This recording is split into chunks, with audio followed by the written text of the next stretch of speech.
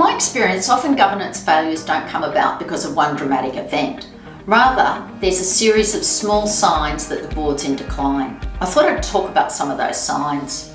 So the first sign is that management's managing the board, that management's setting the agenda, the work plan, and controlling the information flow to the board. And of course, the board should be in control of that. The second sign is that director commitment is inconsistent.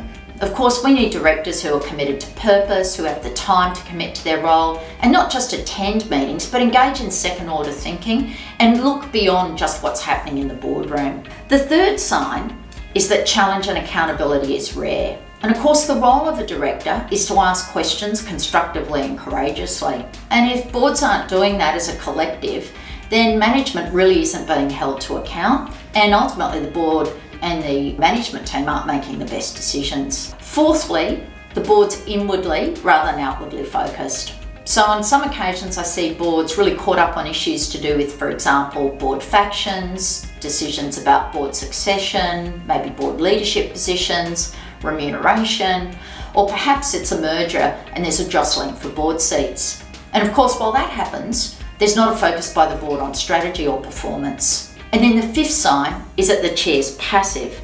And of course, the chair should be responsible for addressing all those signs above. So if they're not addressing those, then you probably haven't got the right chair in place.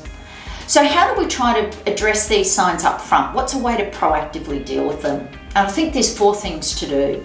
First of all, set a really clear set of expectations for directors and the chair. Make it clear in the position description when you're recruiting for those roles, not just the skills and experience, but the expectations in terms of time. Secondly, have really clear ways of working for the board. What are the principles on what the board's going to operate? And it should be things around commitment, diligence, holding each other to account through respectful open challenge. Similarly, what are the ways of working between board and management? Again, should be things like open communication, trust, recognising the role that each other performs, but doing that in a really constructive way.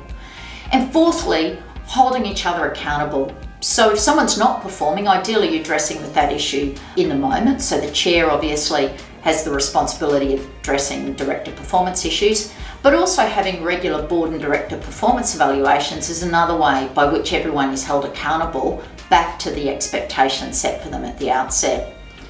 So there's some ways in which you might make sure that you address some signs that your board's in decline before it's in decline.